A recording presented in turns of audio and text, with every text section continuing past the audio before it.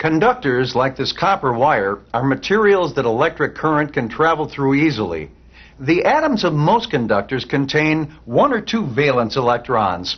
Atoms normally want the valence orbit either completely full with a maximum of 8 electrons or completely empty. Atoms with only 1 or 2 valence electrons will readily give them up to produce an empty valence shell. The best natural conductor is silver, followed by copper, gold, and aluminum. Silver, copper, and gold all contain 1 valence electron. Aluminum contains 3 valence electrons. Insulators are materials that do not conduct electric current. Insulator materials are things like dry wood, plastic, rubber, varnishes, and mineral oils. Insulators are generally made from compounds that have a very stable molecular structure.